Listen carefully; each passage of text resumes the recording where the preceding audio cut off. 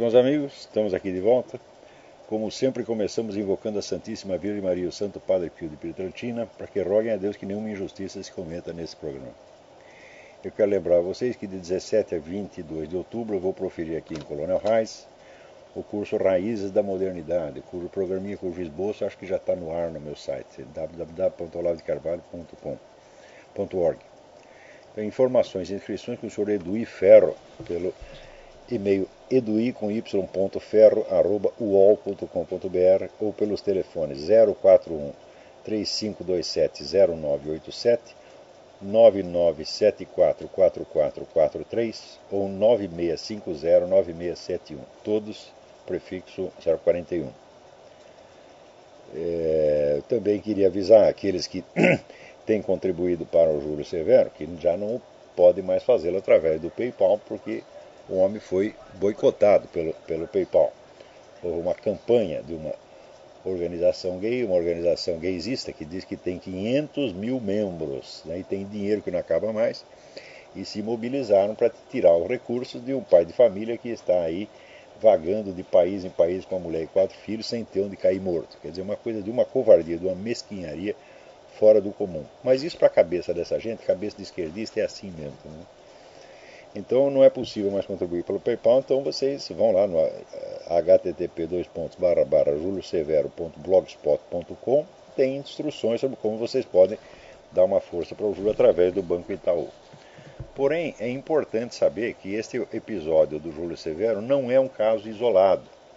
Hoje mesmo saiu no próprio New York Times aqui uma notícia de que várias empresas grandes, Apple, Microsoft, Netflix, Walmart, todos eles estão retirando os seus patrocínios de associações de caridade cristãs por pressão de movimento gaysista. Quer dizer, a ideia é estrangular as fontes de financiamento de todas as organizações cristãs. Isso é um plano de alcance mundial, esse é gente de muito dinheiro que está por trás disso. Agora, o curioso é que essas firmas, elas cedem perante uma petição de apenas 300 ou 500 assinaturas, pega 300, 500 assinaturas, manda fechar o patrocínio e fecha o patrocínio.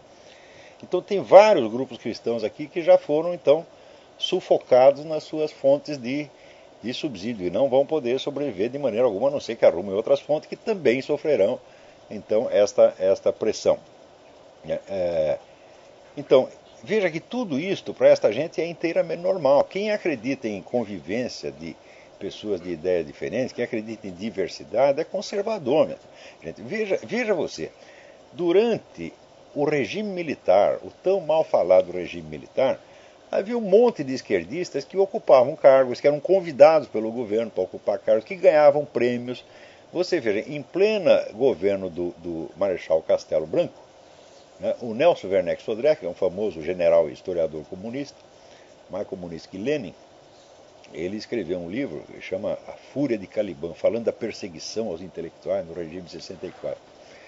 E lá no meio ele confessa, naquele ano eu recebi nomeado para a Academia Brasileira de História Militar numa cerimônia presidida pelo Marechal Castelo Branco.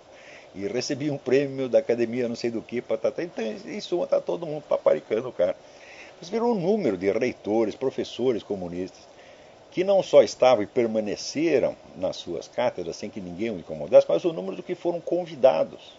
Honrarias concedidas a essa. Isso foi durante todo o regime militar. E isso, para a cabeça de conservador, é normal. O conservador quer apenas estabilizar as coisas. E o próprio regime militar, vamos dizer, ele perseguiu a esquerda, mas reduziu a perseguição ao mínimo. Quer dizer, somente se voltou contra a esquerda armada, contra terroristas e seus colaboradores diretos. Tanto que ao longo dos 20 anos de regime militar, passaram pelas cadeias brasileiras, no total 2.000 pessoas. A maioria passava um dia e ia embora, como Lula. Né? O Lula parece que ficou 15 dias lá e se mandou.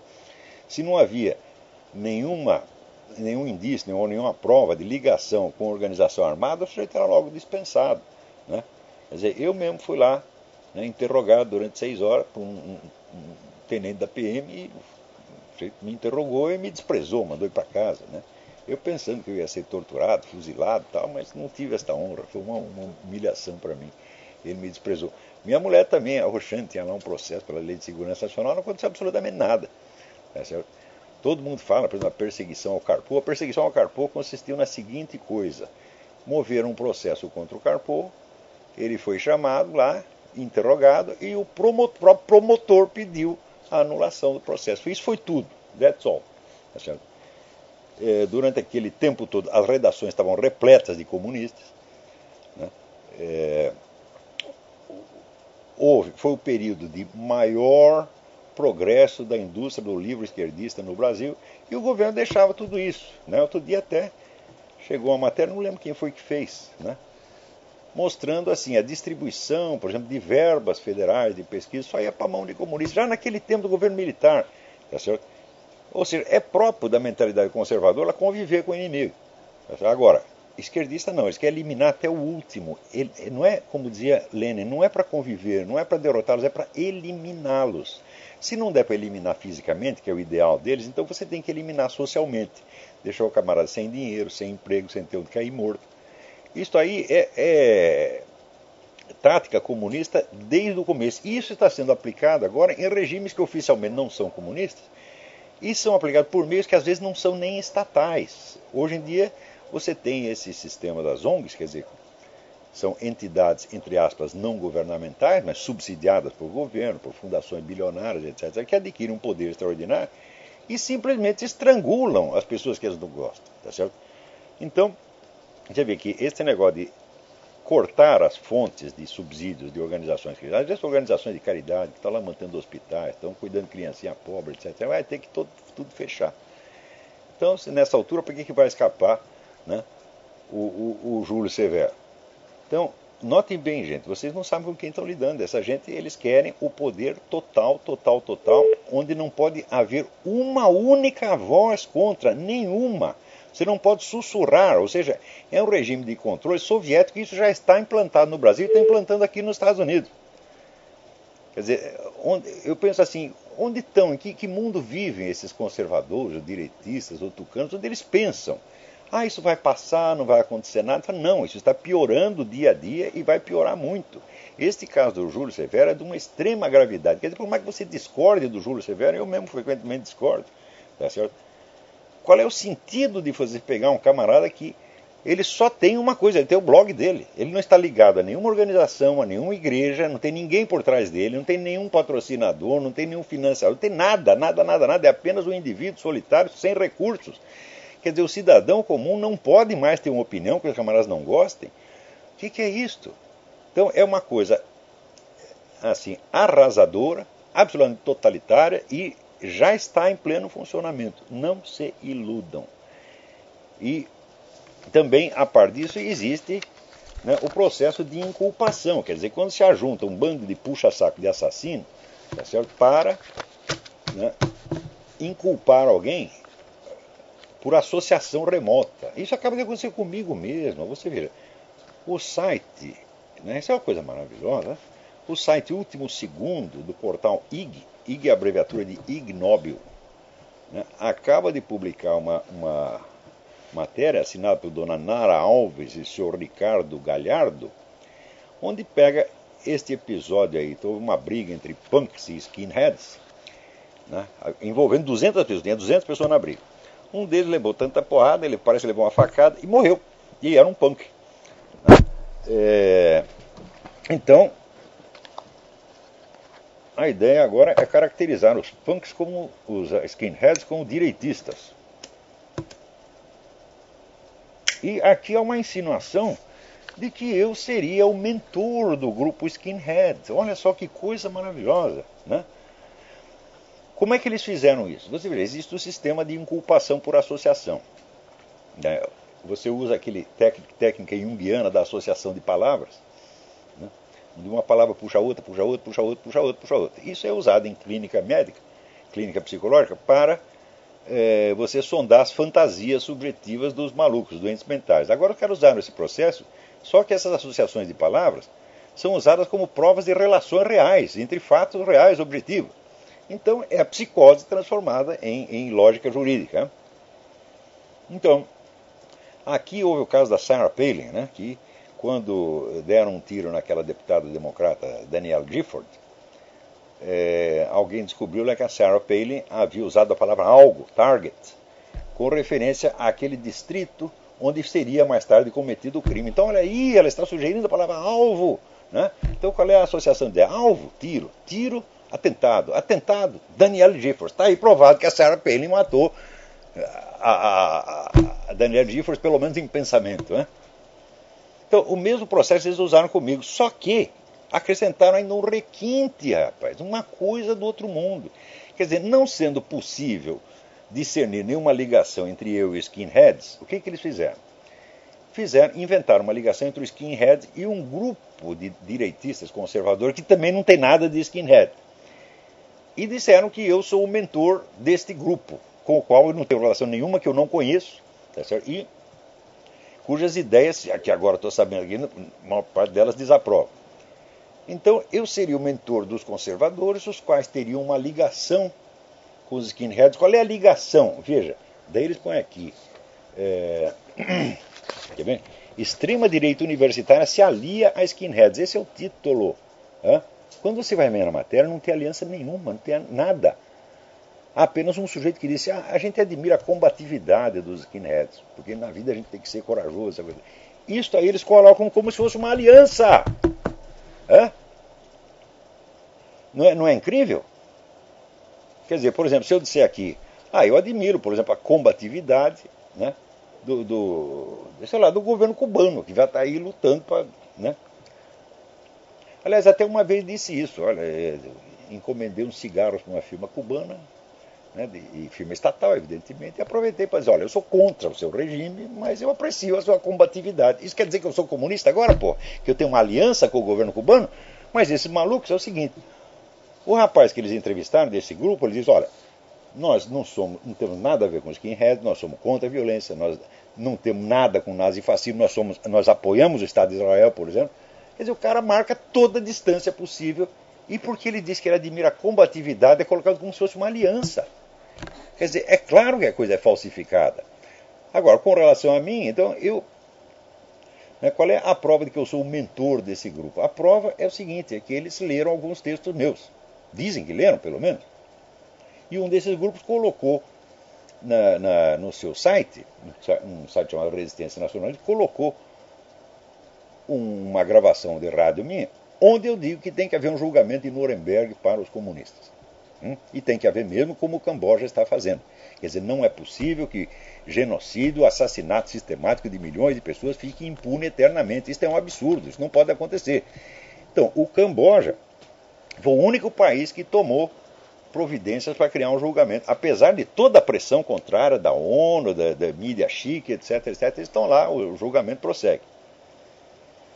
E, naturalmente, o julgamento Nuremberg, certo, puniu algumas pessoas, liberou outras, e alguns foram condenados à morte. E lá eu digo que pessoas, vão dizer, líderes que tiraram proveito da coisa, que subiram na vida com base no comunismo, quer dizer, apoiando esses regimes genocidas, sendo, portanto, cúmplice moral do genocídio, defendendo o regime por todos os meios, como Noam Chomsky defendia. Noam Chomsky dizia que o Pol Pot era uma excelente pessoa, que nunca fez mal a ninguém. Quer dizer, um camarada que em uma década matou 2 milhões de pessoas no Camboja. Então, esses camaradas que tiraram proveito disso, esses têm que ser julgados e condenados e executados, como se fez exatamente em Nuremberg. Daí ele diz o seguinte aqui, o Olavo de Carvalho prega a pena de morte para comunistas. Eu digo, o quê? Peraí, eu falei claramente julgamento de Nuremberg. Não falei nem pena de morte. Falei julgamento de Nuremberg. O julgamento de Nuremberg julgou nazistas, entre aspas, de modo genérico? Não. Ele julgou líderes e pessoas que tiraram proveito daquele regime homicida. Agora, se fosse julgar nazistas, meu Deus, teria condenado metade da Alemanha. Quando você diz assim, ele prega a pena de morte para comunistas, opa! É a matança indiscriminada de comunistas. É isso que esses dois canalhas, Nara Alves e Ricardo Galhardo, do site Ignóbil, estão dizendo. Então, eles citam lá a gravação, eu digo, mas vocês vão lá, ouçam a gravação. É onde eu falo, eu digo julgamento de Nuremberg e me refiro à punição como cadeira elétrica. O que isso tem a ver com assassinato? Eu estou falando de um julgamento formal com direito de defesa e tudo. E se o cara for condenado, vai ser executado, vai para ou para cadeira elétrica, ou para forca, ou sei lá. Mas eu acho isso inteiramente justo, mas não estou pregando a pena de morte para comunistas. Quer dizer, vai ter pena de morte só porque o cara é comunista? O que é isso, porra? Hã? Isso quer dizer que qualquer militante agora vai ser inculpável, porque militante ou simpatizante. Essa é a ideia que vocês querem transmitir. Agora, os caras reconhecem que o sujeito morreu no curso de uma briga entre punks e skinheads. Então eles reconhecem que existe violência parte a parte. Só que a violência punk eles explicam. Os punks se organizaram para combater os grupos de intolerância. Não é uma maravilha? Né? Então, quando você vê a luta dos punks é contra a intolerância, então, olha, eu tenho aqui até alguns exemplos da luta deles contra a intolerância. Veja como o combate deles é voltado para apenas combater a intolerância. Então, olha aqui, em 22 de junho, punks esfaquearam e mataram o garçom João Cleiton Moreira Batista nos Jardins por ele não ter lhes emprestado um isqueiro. Pediram um isqueiro para o cara na rua, né? Esfaquearam e mataram. Estão combatendo a intolerância. O sujeito intolerante que não empresta isqueiro, porra. Né? 21 de outubro, o menor GC de 17 anos foi espancado por um grupo de 25 punks quando saíam de uma casa noturna. Eles estavam na casa noturna fazendo o quê? Combatendo a intolerância no puteiro, meu Deus do céu. Né? Depois, aqui, 14 de outubro, o balconista Jailton de Souza Pacheco foi esfaqueado e morto por 3 jovens que se identificaram como punks. Motivo, ele se recusou a fazer um desconto na venda de um pedaço de pizza. Olha o ato de intolerância. E assim vai, este ano eles já mataram 6 pessoas. Então os punks entram numa briga com os skinheads e um deles levou a pior, ué. Mas houve muitas pessoas saíram feridas. Havia 200 pessoas envolvidas na briga. Então o sujeito aqui já trata de embelezar um pouco os punks. Quer dizer, os outros são intolerantes, nazistas. E esses aqui são idealistas, estão combatendo a intolerância, meu Deus do céu. Né? Então a matéria é toda assim. Agora o que eu achei mais bonito foi, quer dizer, a culpa por associação já é absurda. Né? Mas a culpa por associação em 2 etapas, não dá para associar o sujeito com o skinhead. Então o que a gente faz? A gente associa um outro grupo com o skinhead, grupo que não tem nada a ver com o skinhead, e em seguida associamos ao Olavo de Carvalho a esse grupo. Está feito o negócio. Pronto, o Olavo de Carvalho já vira o mentor do assassinato do punk que morreu lá. Outra coisa, a matéria do IG começa assim: os punks assassinaram um estudante. Quando você vai ver que estudante é esse, né? Daí tinha saído aqui, no Diário de São Paulo, saiu quem era o fulano. Vou dizer já para vocês.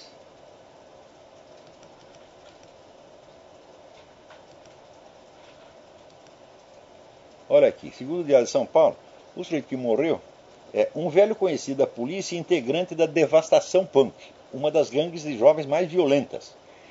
No seu próprio site, ele se autodefinia como apreciador de brigas, e gostava muito de briga, e costumava andar com um soco inglês no bolso, e estava suspeito de ser investigado por um assassinato cometido em 2007. O IG some com tudo isso e põe um estudante. Então você tem lá um grupo de arruaceiros, skinheads, matando um pobre estudante que estava indo para casa com seus livros para estudar por um Brasil melhor. Quer dizer, o que você quer que eu diga de vocês, né? Quer dizer, se eu mandar vocês tomar no cu é porque eu sou um sujeito brutal, intolerante, né? Agora, eu tenho que ouvir esta porra toda, tenho que ouvir vocês me associarem com um grupo que estaria associado, que também não tem associação nenhuma com os skinheads, e eu tenho que aparecer nesta matéria. Ora, meu Deus do céu, o governo brasileiro está cheio de pessoas que aprovam as ações das Farc. O ex-presidente Luiz Inácio Lula da Silva assinou um manifesto de solidariedade às Farc. Então está dando força para as Farc.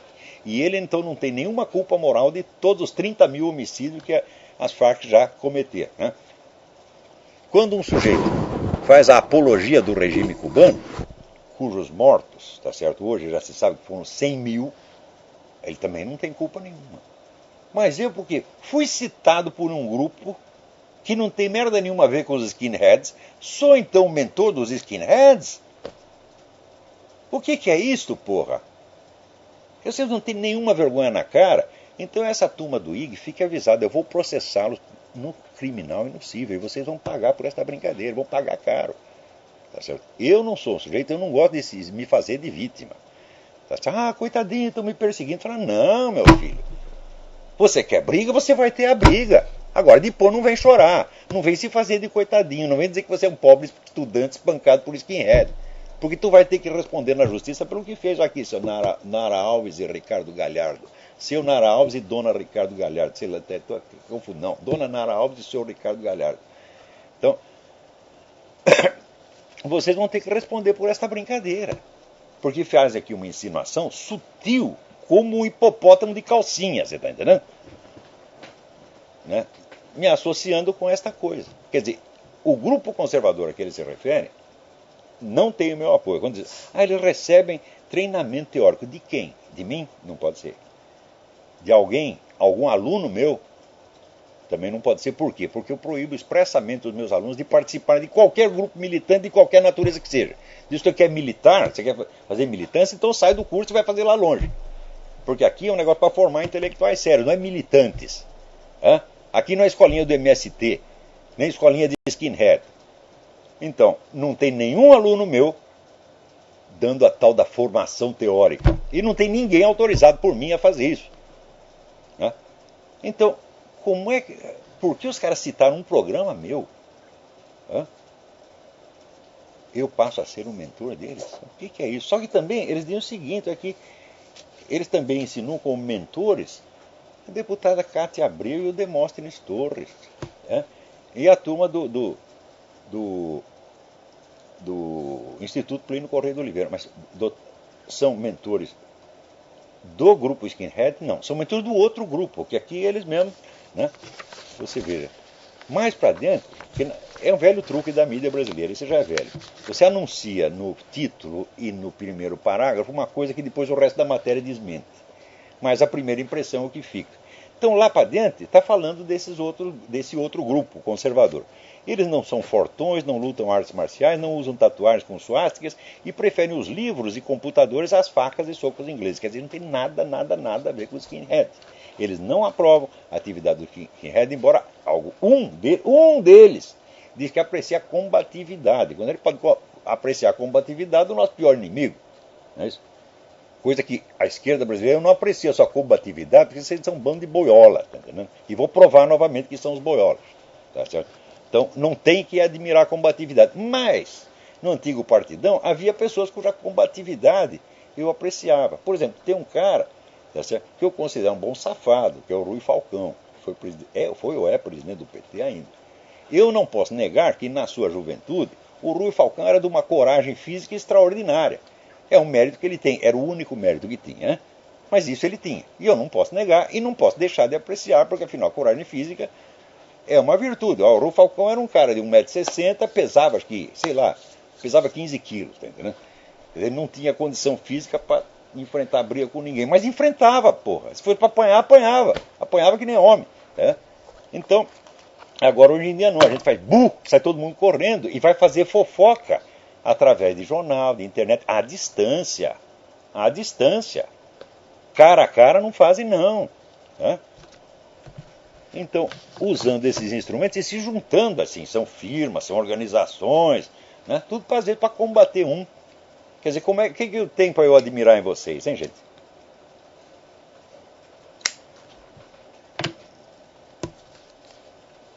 Então, quer dizer, este grupo conservador não tem nada a ver com ele e não tem nenhum aluno meu lá, porque eu não, só se tiver escondido, porque eu, ostensivamente, isso eu posso provar. O Seminário de Filosofia tem 4.000 membros, eu tenho 4.000 testemunhas de que eu digo para os alunos, não participem de nenhum grupo militante de espécie alguma. Se ele é de direita, de esquerda, de cima, de baixo, não interessa. Tá certo? Então, essa coisa de militância é o que está matando o Brasil. Quer dizer, eles transformaram todas as universidades em centro de formação de militância. Eu digo, então, quem é que forma? Os intelectuais, os cientistas, os filósofos? Não tem mais ninguém. Virou tudo escolinha do MST. E eu não quero ser cúmplice dessa porcaria. Eu falo, estou aqui para formar intelectuais de primeiro plano. E estou formando. E vocês vão ver, quando esse pessoal começar a escrever, ensinar, vocês vão ver o upgrade que a cultura nacional vai dar. Digo para vocês, digo com muito orgulho. Se algo sobreviver da alta cultura nacional, será através do meu seminário de filosofia. Eu estou fazendo isso, meu filho, não é para orientar skinhead, para orientar militante, não. Para salvar um país cuja cultura superior foi totalmente destruída por espírito de militância. Então, eu exijo respeito por que eu estou fazendo. Agora, dizer que eu aqui estou dando formação teórica, mas nem para os conservadores eu estou dando formação teórica para militante conservador. Se vier me convidar para isso, eu mando a merda. Eu falo, não estou aqui para treinar militante. Já expliquei 1000 vezes. É? Agora, quanto mais para skinhead. Então, vocês aqui do Ig Nobel, vão fazer insinuações, é na puta que os pariu. Tá entendendo? E note bem, e vou em cima de vocês, vou processá-los, seus filhos da puta. E vocês vão lá ter que chegar e piar fino. Dizer, nós não quisemos, eu sei como é que é. Essa gente chega, nós não quisemos dizer isso, tudo aquela choradeira. Eu sei como é que é. Que quando veio lá o Muniz Sodré, que era diretor de uma faculdade lá no Rio, também veio para cima de mim, e depois teve que piar fino também, dizer, não quis dizer nada disso, tem muito respeito ao Olavo de Carvalho. Daí ficou tudo bem, né? Acabou a briga. O outro, o Quartinho de Moraes, né? Ele processou a mim? Não. Ele processou um jornal. Um processo civil, criminal não. Eu digo, tu não é homem para fazer um processo criminal? Você diz que foi injustamente acusado de um crime que não cometeu. Eu digo, você não foi injustamente acusado. Você se gabou de ter cometido o crime e de ter parar na cadeia por causa disto. E eu li a sua declaração, eu acreditei. Falei, como é que eu vou supor que o cara está se acusando falsamente de um crime? Não vou supor. Ele fez isso porque achou que era bonito. Posar, tá certo, de terrorista na frente dos estudantes. Então, se gabou, daí fizeram uma abaixinada de 4.000 professores universitários, né, dizendo que ele estava caluniando o Quartinho de Moraes. Até dei corda para o peixe, deixei eles continuar falando aqui uns dias, daí eu falei, olha, para quê? Tirei daqui, foi ele que disse. Imediatamente a coisa sumiu. Então, vamos lá. Agora, você verá aqui nos Estados Unidos, que coisa, você vê, a Comissão Federal Eleitoral finalmente, né, resolveu, embora não seja da alçada, eles não podem decidir isso, porque isso é matéria constitucional, que um sujeito nascido no exterior pode se candidatar a presidente dos Estados Unidos. Eu digo, por que eles decidiram isto? Se eles juram que o Obama nasceu no Havaí e está tudo bem. Então, aí evidentemente tem coisa, quer dizer, a decisão é inconstitucional. Se for para a Suprema Corte, vai ter que voltar atrás, porque a Constituição é bastante clara nisso aí. O sujeito tem que ser não apenas um citizen, mas tem que ser um native born citizen, quer dizer, um sujeito que nasceu aqui de pai e mãe americana, condição que o Obama não cumpre. Mas eu sempre disse que esse aspecto da elegibilidade não é o mais importante. O importante é a falsificação da certidão de nascimento. Aquela certidão de nascimento que ele publicou é fake, e isso é um crime monstruoso, tá certo? Feito para enganar um país inteiro. E agora o pessoal republicano finalmente foi para onde deveria ter ido na primeira instância, que é ir para a polícia. Isso não é matéria de processo. Você faz um processo, o juiz diz que você não tem standing, você não tem qualificação para você fazer o processo. Por quê? Porque você não provou que foi prejudicado pessoalmente. Mas para a polícia não tem jeito. Também,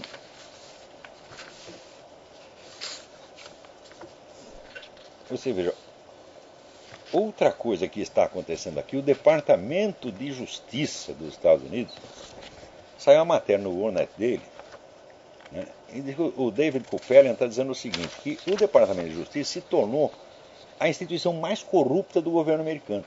Primeiro, só contrata advogados que têm uma longa folha de serviço para organizações de extrema esquerda. Olha aqui, de 106 advogados contratados pelo Departamento de Justiça, todos têm currículo de serviço prestado a organizações de esquerda. Todos eles. Não faltou nenhum. Também, veja, os oficiais da CIA que interrogaram os terroristas que fizeram o negócio do 11 de setembro, Mohamed Atta e outros, e que, portanto, descobriram, né, as pistas que levavam ao Osama Bin Laden, o Departamento de Justiça ameaçou processá-los. Quer dizer, você persegue os inimigos do seu país, daí vem o Departamento de Justiça e te persegue. Ainda tem essa operação Fast and Furious, que vendeu armas, vendeu e ainda deu financiamento para os caras pagar armas para narcotraficantes mexicanos, sabendo que era um narcotraficante. E isso resultou na morte de um oficial americano. Quer dizer, tudo isso é o Departamento de Justiça.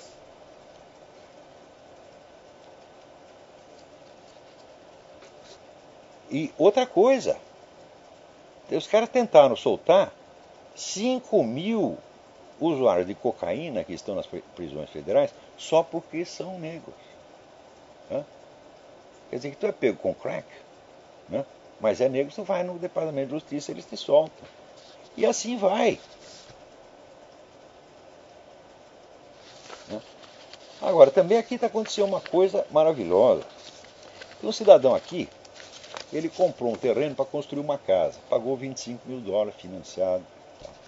Ele está lá construindo a casa, daí chega a EPA, que é a Administração Ecológica, aqui diz, não, o senhor não pode construir aí porque o senhor está em terreno úmido. E tem um lago lá, bem longe tem um lago. Não, aqui é terreno úmido. Daí o cara falou, não, não é terreno úmido. Nosso técnico disse que é. Bom, daí o que o cara fez? Chamou outros técnicos, geólogos, para investigar. Tal. Não, aqui não tem umidade nenhuma, é um terreno normal. Né? Daí o camarada naturalmente recorreu à justiça. Resposta da justiça, nós não podemos intervir no caso porque não foi uma medida penal, foi uma medida administrativa. Eles, não, mas eu tenho provas de que o terreno não é úmido. Não interessa. Quer dizer que a palavra da EPA é final. Então significa o seguinte, o cara comprou o terreno, mas quem manda lá é a EPA. Quer dizer, o terreno não pertence a ele, pertence à EPA. Então, olha, eu estou falando para vocês que o novo sistema de governo aqui passa por cima dos métodos usuais da legislação. Você não precisa legislar, você vai através de medidas administrativas, você vai mudando o esquema de poder inteirinho. Né? O pessoal gaysista faz isso também. Você vê, é uma coisa maravilhosa, porque, por exemplo, tem a PLC 122, né, que cria lá a legislação anti-homofóbica. Então, a proposta está sendo teoricamente discutida, mas se você discute a proposta e você é contra ela, você já é acusado de incorrer no mesmo crime que está definido na proposta, e você já é punido antecipadamente por isso. Ou seja, não precisa lei. Né? Minha vontade é lei. Eu quero que haja esta lei e, portanto, se você falar uma vírgula contra a lei, você já está cometendo o crime que está definido na lei. Quer dizer, é um raciocínio absolutamente psicótico, circular, tá certo? Claramente mal intencionado, e as pessoas estão aplicando isso e aparece gente do Supremo Tribunal Federal falando que isso é lindo. Quer dizer, que consciência jurídica é essa? Onde está o princípio de que não existe crime se não existe uma lei anterior que o defina?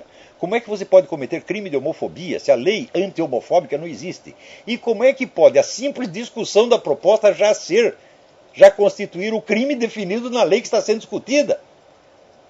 Quer dizer, como é que vocês aceitam uma coisa dessa, meu Deus do céu?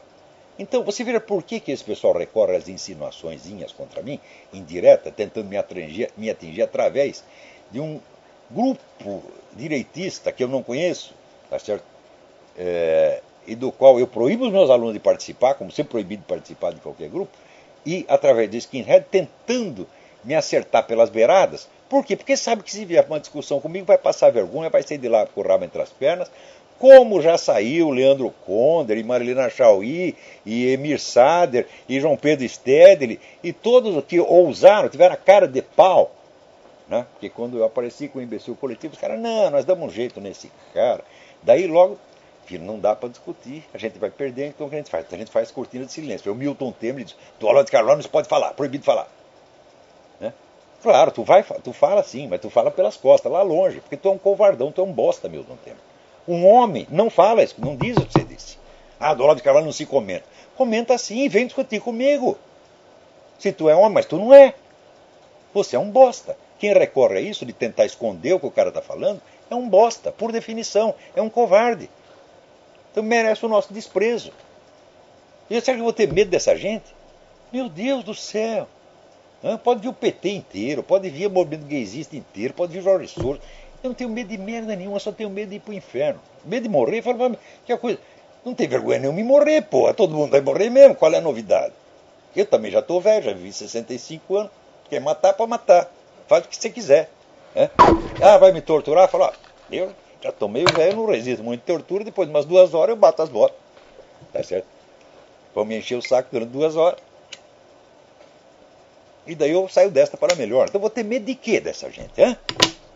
Mas, vão desamparar a minha família? Fala, Meus filhos estão adultos, se for preciso trabalhar para ganhar vida, eles ganham. Né?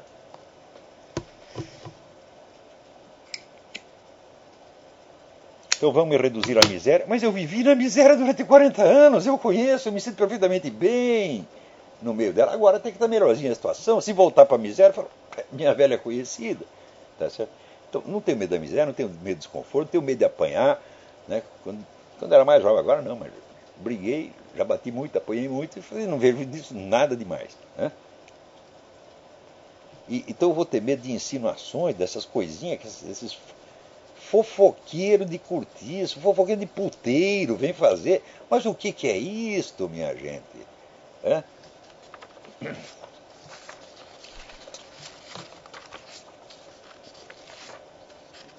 Então, agora aqui. Saiu no Cláudio Humberto que o pessoal da FIFA está querendo suspender a Copa do Mundo no Brasil. Por quê? Porque os caras não estão fazendo os edifícios que tem que fazer, porra. Mas não é o Brasil, que é um modelo para a humanidade, né? Que chega aqui, o Obama puxa o saco, a mídia europeia, o sistema brasileiro é uma maravilha. Pois olha aqui, a revista científica britânica Lancet, a revista médica mais famosa do mundo, derruba o mito da felicidade brasileira. Né? Os suicídios são a terceira causa de morte no país. E aumentaram 30% nos últimos 25 anos. Esse é um dos motivos de eu ter saído daí. Eu falei, se eu ficar aqui, eu vou matar um, ou vou estourar os miolos, ou vou ser internado no Pinel. Tá certo? Então, para que nenhuma dessas três coisas aconteça, eu me mandei. Né?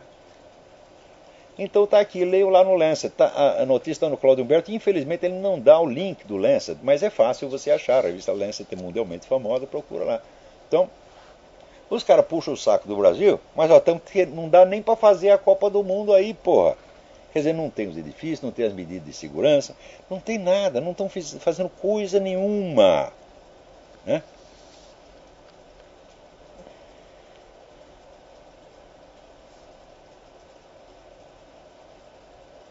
Então, veja, os caras nem sequer entraram em acordo ainda com a FIFA quanto ao que é para fazer. Porque estão lá discutindo. Dá entrada com desconto para os velhinhos ou não dá? Eles ainda estão discutindo isso, porra. Então, enquanto isso, não pode fazer, os edifícios não podem fazer nada. Né? Então você está falando negócio da EPA, né? Então, o cara finalmente conseguiu um tribunal que está lá discutindo o caso, mas enquanto isso está correndo a multa que o cara tem que pagar. O multa já está em $400 mil. Você acha que o sujeito que comprou um terreno de $25 mil a crédito tem $400 mil para pagar, porra? Então vamos tomar a propriedade dele, com tudo que ele já construiu lá. Agora, enquanto isso, está aqui, né? Deu no próprio Globo que o governo chinês confisca os filhos em excesso que as famílias têm e os vende no mercado negro para tirar órgãos. E no Brasil não está cheio de gente que faz apologia do regime chinês? Diretamente, claramente. E eles não são culpados morais disso? Então eu não tenho merda nenhuma a ver com o que o skinhead ou qualquer grupo conservador fez. Ainda que diga que faça o meu nome. Então, essa inculpação por associação remotíssima, hipotética, imaginária, é uma coisa, mas o que eu estou falando aqui não é imaginário, não. Tem muita gente que está fazendo apologia do governo chinês e ganhando muito dinheiro com isso. E estes são culpados da matança dessas crianças, como gente como o seu Niemeyer, seu Frei Beto, é culpado das 100 mil mortes em Cuba. Tá certo? Não porque um dia eles falaram alguma coisa em favor de Cuba, mas porque tem uma vida de serviços prestados à ditadura cubana. Certo? E tiraram muita vantagem disso, ganharam muito dinheiro com isso. Certo? O seu Frei Beto é até corredator da Constituição cubana. Quer dizer, não é pouca porcaria em Cuba. O seu Zé Dirceu é membro da espionagem militar cubana. E outros que estão espalhados por aí também é a mesma coisa. Todo mundo que diz, trabalhei para o serviço secreto cubano. Trabalhei? Não. Como é que você sai do serviço secreto cubano? Do serviço secreto do país comunista ninguém sai, meu filho, só sai morto. Tá certo? Então, o Brasil está cheio de agentes cubanos, sim. Quer dizer, não é que disseram uma palavra. Quero dizer, o Olavo de Carvalho é a favor da pena de morte para comunistas. O quê? Por delito de opinião? Quer dizer, só porque o cara acha que o comunismo é bom, eu acho que ele deveria se submeter à pena de morte, como o Ig insinua. Não, eu estou falando de gente que trabalhou e que ganhou dinheiro com isso e que fez uma carreira em cima disso, como tanta gente fez carreira em cima do nazismo, pô. E esses que fizeram carreira em cima do nazismo foram esses que foram julgados em Nuremberg e condenados à morte, muito justamente. Como o pessoal que colaborou com o Khmer Vermelho no Camboja está sendo julgado e vai ser condenado, e muitos deles serão condenados à morte, e é muito justo que seja condenado à morte. Agora, para não dizer que está tudo perdido, você veja a Justiça do Distrito Federal concedeu na terça-feira uma decisão liminar que mantém a exibição do programa Santa Missa na TV Brasil. Os caras querem proibir a missa, meu Deus do céu. E você pensa que é uma coisa isolada, que é uma esquisitice? Não, isso é uma campanha mundial muito bem organizada para a erradicação do cristianismo no mundo. Quanto ao pessoal gaysista, eu estava lendo agora mesmo alguns ideólogos gaysistas da década de 60 e 70. Naquele tempo aquele circulava pouco, mas aquelas ideias viraram realidade. Tá certo? Eles diziam o seguinte, que o homossexualismo é tão incompatível com o sistema capitalista que é preciso derrubar o sistema inteiro. Eu digo, ai meu Deus do céu, você vê como essa gente é mentirosa e canalha. Eu digo, me mostre algum país não capitalista onde os gays desfrutem de tantas liberdades, tanto direito e tanta proteção quanto desfrutam no sistema capitalista. É só no sistema capitalista que eles podem viver, ter liberdade, ter sossego, que eles têm todo direito, e eu acho que devem ser defendidos mesmo.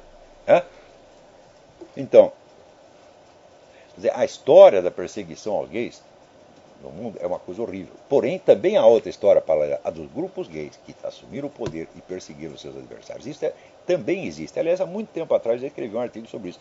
Por exemplo, Mao Tse Tung era homossexual. Ele comia os guardinhos do Palácio da Paz Celestial. A maneira chegava e abaixa as calças. O cara, sim senhor, sim senhor. E se não concordasse, era morto. Então, isso é um exemplo de opressão gay. Calígula, os governantes romanos, pegavam o sujeito e mandavam capar para transformar em sua noiva. Isso aí não é opressão gaysista? Então, eles foram perseguidos, correu muito sangue deles, e é uma coisa horrível que isso tenha acontecido. Tá certo? Mas, aconteceu alguma democracia capitalista? Não, na democracia capitalista a perseguição que eles sofrem é o seguinte, o sujeito fez uma piadinha, ou disse que é pecado. Ora, meu Deus do céu, veja, eu estou na igreja católica faz bastante tempo, quanta coisa que eu fiz que o padre não disse que era pecado. Agora, eu vou dizer, eu estou sendo discriminado, estou sendo perseguido. Eu queria comer a mulher do vizinho, o padre diz que é pecado. Eu vou fazer isso? Qual é o problema de dizer que uma conduta sua é pecado, meu filho? Por exemplo, isso que vocês fizeram aqui, esta dona Nara não sei das quantas, isso é pecado. Você está prestando falso testemunho. Isso é um pecado. Eu estou discriminando, perseguindo vocês porque eu disse que é pecado? Então por que o Júlio Severo, o padre, não pode dizer que o homossexualismo é pecado, meu Deus do céu? Se todos nós, esta é a base da doutrina cristã, nós vivemos no pecado, meu Deus do céu. Nós cometemos milhares de pecados. Então, por que só uma conduta não pode ser dita pecaminosa? Por exemplo, os adúlteros. Não pode falar gay, mas o adultério é pecado. Quer dizer, se você comer a mulher do vizinho, é pecado. E se comer o vizinho? Não é mais.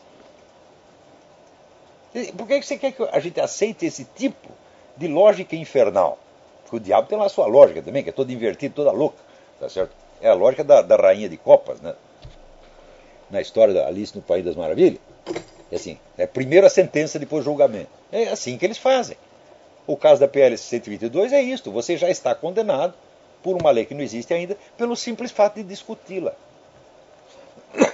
Ou seja, discutir o projeto de lei anti-homofóbica já é crime de homofobia. Então está proibida a discussão. Então o projeto já está aprovado, ele nem precisa ser aprovado. Se ele já entra em vigor antes da sua aprovação, no instante mesmo em que começa a discussão, para que precisa a lei? Só precisa a vontade dos grupos de pressão, desde que tenham militância e dinheiro suficiente. E é isso que está acontecendo. E vocês vão dizer que isso é democracia, que isso é liberdade? O que é isso, porra? Você vê, eu não conheço esse grupo conservador, que a matéria do IG se refere, mas eles dizem lá que eles são a favor da democracia parlamentar, que eles são a favor do Estado de Israel, então é assim, é o conservador clássico. Isto aí para o IG já virou extrema-direita. Né? Tem um outro grupo lá que chama Resistência Nacionalista, esse já é mais brabinho, tá certo? Mas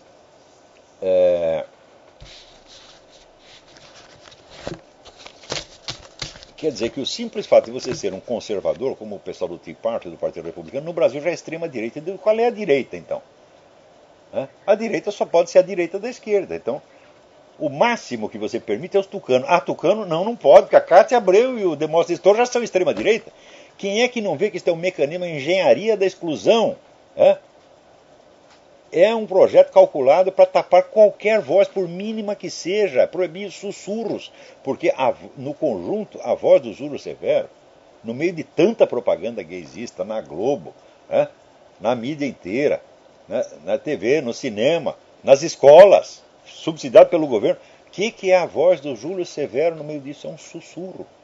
O sussurro é proibido. Então, enfim, nós estamos vivendo num ambiente de espionagem geral, todos estão sob observação, e é para viver com medo. E eles chamam isso de liberdade democrática, e vocês estão aceitando. Então, peraí, tem alguém na linha. Alô, quem é? Alô? Quem é? Professor? É João Antônio. João Antônio, tudo bem? Tudo bem. Professor, eu moro em Massachusetts e trabalho num centro de saúde comunitária. E eu ouvi o programa do senhor um tempo atrás, falando alguma coisa sobre o Medicare. Será que o senhor poderia voltar a falar alguma coisa a respeito disso? Olha, no novo projeto, o projeto tem 9.000 páginas. Isso já é um absurdo. Até o nosso ouvinte aqui, eu tenho um ouvinte que não vou dar o nome, que é um militante gay, e é nosso amigo, nosso ouvinte e tal. Não vou dar o nome dele agora porque não me autorizou. Ele me pede para comentar exatamente isso, o tamanho das leis. Você veja, aquele princípio de que ninguém pode alegar o desconhecimento da lei se torna absurdo quando a quantidade e o tamanho das leis é humanamente inabarcável. O projeto do Medicare tem 9.000 páginas. Então você entrega aquelas 9.000 páginas e diz, aprove isso com urgência. Espera aí, quanto tempo leva para ler 9.000 páginas? Que é uma coisa muito impressionante. Agora, ali no meio das 9.000 páginas, então houve, evidentemente, entidades que estão interessadas, entidades de medicina ou entidades de assistência social, caridade, que botaram lá uns técnicos para ler. Os técnicos descobriram coisas ali no meio de arrepiar os cabelos. Primeiro, o governo no Medicare adquire o direito de mandar matar um paciente. Quer dizer, você tem um paciente, é um paciente terminal, mas a família quer conservá-lo, tem aquele carinho, agora não pode, o governo manda matar. Quer dizer, aquele caso da terra esquiavo vai virar geral. Todos os que estão na situação da terra esquiavo, não precisa nem estar tão grave, serão mortos por ordem do governo. Essa é a primeira coisa. Segundo, a assistência aos velhinhos e aos cancerosos é restringida, é diminuída, é racionada para poder sobrar dinheiro para dar assistência aos imigrantes ilegais, meu Deus do céu. Quer dizer, o cara que trabalhou a vida inteira, está lá com 70, 80, 90 anos, dependendo daquela assistência médica, não vai ter. Para quê? Para um bandidinho que entrou ilegalmente pelo México trazendo cocaína receber assistência médica do governo. E assim por diante. Terceira coisa, todos os médicos vão ter que ganhar a mesma coisa. Não interessa se é um gênio ou um charlatão. Não interessa se ele te salvou a vida ou se te mandou para o cemitério, meu filho. Quer dizer, o que é isto? É um regime comunista implantado através da saúde pública. Tá certo? Então, como é que se pode... Uma coisa dessa é coisa que não é para discutir. Uma coisa dessa é para mandar tomar no cu na mesma hora. Então é isso aí. Peraí, tem...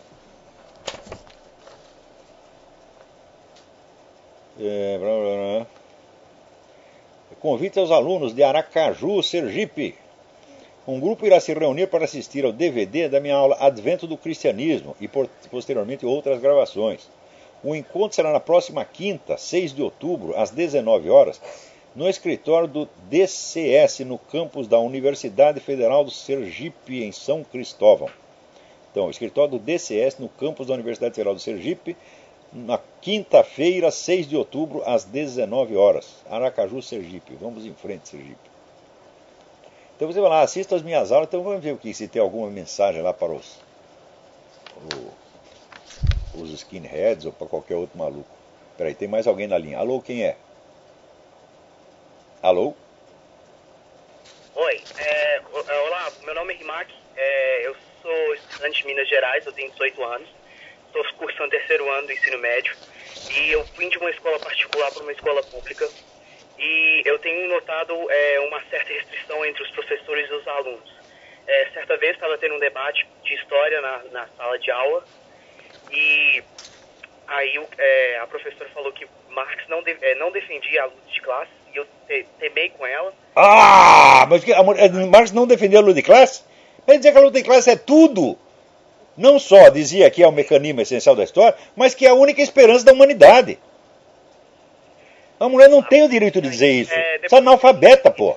Eu fui chamado para a sala da diretoria e a diretora falou que eu não posso afrontar o professor, não posso perguntar para ele. E eu tenho que fazer certas perguntas com bom senso. Mas o que me impressionou foi o assédio. Porque eu cheguei na sala e não tive nem oportunidade de me defender. Eu tive que escutar tudo que tinha que falar primeiro, também depois eu falar com ele. Isso quer dizer que um aluno numa universidade ou num colégio, ele não pode contestar uma coisa obviamente falsa que a professora está dizendo. Se o professor diz, olha, 2 mais 2 são 325, você tem que dizer amém, porque senão você está faltando com respeito. Isso nunca foi assim, meu Deus do céu. Veja o regime de tirania comunista que está sendo imposto no Brasil. Agora, os nossos conservadores, democratas, essas são todas pessoas ingênuas que acham que o comunismo só existe quando alguém decretou o comunismo. Né? Então, vem lá, decreto assinado por Dona Dilma. Ó, agora é comunismo, turma. É só assim. Quer dizer, quem é que acha que o comunismo é implantado exatamente como está sendo implantado no Brasil, meu Deus do céu? Agora, tem cara que é idiota o suficiente para dizer, enquanto não tomarem a minha firma, não há comunismo. Quer dizer, mas milhares de firmas sobrevivem no comunismo inteiro. Quer dizer, o comunismo não é só o controle da economia, é o controle da sociedade em primeiro lugar. E controle da opinião em primeiríssimo lugar. E isso já está implantado no Brasil e as pessoas estão aceitando isso. É claro que isso é motivo, vamos dizer, para derrubar o governo. O governo que apoia essas coisas, ele está mudando, está violando a Constituição, está violando todos os direitos dos brasileiros. E o governo acha lindo isso. Não nominalmente. A dona Dilma não vai dizer que ela aprova isso, mas o partido dela faz isso. Né? E vai dizer que ela faz alguma coisa contra? Não, ela deixa fazer. Então, agora aqui, enquanto isso, aqui a Universidade Federal da Bahia concedeu ao seu Luiz Inácio Lula da Silva o título de doutor honoris causa. Então, alguém me manda uma série de fotografias onde você vê que o prédio da Universidade Federal da Bahia está totalmente destruído, virou um lixão. Tudo derrubado. Mas é um favelão. Esta é obra, né, do Fernando Haddad, Fernando Gugu Haddad, que era o ministro da Educação do seu Lula. E a universidade, em agradecimento pela sua destruição, dá um título de doutor honoris causa a um sujeito que não sabe somar 2 mais 2, que é um analfabeto professo, um homem que é contra o conhecimento, contra o estudo, contra a cultura. Quer dizer, não só ele é analfabeto, como ele acha isso lindo, acha que é um mérito que deve ser copiado. E é isso que está sendo ensinado para vocês. Essa sua professora diz, Marx não era a favor da luta de classes, essa está impondo o analfabetismo dela a vocês. Olha, o que tem que fazer diante disso? Arruma um advogado e vai para a justiça. O professor não tem o direito de impor aos alunos uma falsidade histórica deste tamanho e ainda proibir a discussão. O que é isso? Não tem esse direito. Entra com mandado de segurança e tu ganha esse ainda. Bom, pode cair num juiz petista, mas até um juiz petista não vai gostar disso. Então, peraí, tem mais alguém na linha. Alô, quem é? Alô? Alô? Sim. Então, eu queria continuar a história. Quando a anterior, eu fui chamado na sala da diretora e a diretora falou que eu devo fazer perguntas, mas que deve ser de bom senso. Mas como não é de bom senso? Você está desfazendo uma pergunta de bom senso. Olha, aqui está escrito no Marx que a luta de classes não apenas é um mecanismo fundamental, mas que é a grande esperança da humanidade, que é através dela que se criará o socialismo. Então como é que ele pode ser contra o meio que ele mesmo diz que é o meio único para construir o socialismo. Como é que ele poderia dizer uma coisa dessa? Vê se tem algum texto que Marx diz: lamentamos que exista a luta de classes, deveria existir a paz entre as classes. Ela que mostra algum texto onde ele diz isso. Sim. Quer dizer, ela está impondo a ignorância a você. A ignorância obrigatória. Quer dizer, essas coisas estão transformando o Brasil num hospício. Não hospício não, porque o hospício ainda tem médico para cuidar. Aí é um hospício onde o mais louco, tá certo, é o diretor do hospício, pô. Peraí, tem mais alguém na linha aí para falar alguma coisa? Tem um minuto para falar. Alô? Que para ter uma formação intelectual seria necessário ler, absorver 6 obras por ano. Quer dizer, para criar um estilo para escrever. O que o senhor aconselha? Olha, eu acho que é mais do que isso. Mais do que isso. Eu acho que um estudioso universitário, ele tem que ler 70, 80 livros por ano para se manter atualizado com o seu setor. Vamos dizer, para a formação mais fundamental não é tanto. Você pode ler uns 20, 30, tá certo? Mas você tem que começar pelos clássicos mesmo. Clássico greco-latino. Você tem que ler Platão, você tem que ler Aristóteles, você tem que ler Homero, você tem que ler Virgílio, você tem que ler Dante, tá certo? Começa com o greco-latino e vem vindo pela história europeia. Um conselho que eu dou para os meus alunos é o seguinte: leia a história da literatura ocidental do Otto Maria Carpo, anote os autores. Faz um critério muito simples. Qual é o autor ao qual o Carpo consagra mais de 3 páginas? Anota o nome do cara e procura os livros dele e vai lendo. Eu fiz esse programa e estou cumprindo desde os meus 17 anos de idade, tá certo? Não acabei ainda. Tá certo? São tantos autores, né? Porque o Carpo passou a vida lendo isso, mas eu também tenho que ler outras coisas, obras mais técnicas de filosofia e tal, então a minha formação literária vai mais devagar. Mas mesmo assim, é por aí que se começa. Então fica aí, a História da Literatura Ocidental do Otto Maria Carpo. Saiu uma edição nova pelo Senado que está muitíssimo bem feita. Coisa, né, de um sujeito que, aliás, é esquerdista, que é o Joaquim, agora esqueci o nome, cara, o Joaquim, que era um assessor do Sarney, o cara esquerdista pra caramba. Mas olha, se eu fosse pregar pena de morte pro comunista, ia ter que, só porque o cara é comunista, eu tinha que incluir esse também. Então, olha, vamos ficar por aqui. Esse pessoal do Ig Nobel, que vão todos tomar nos seus cus, tá certo?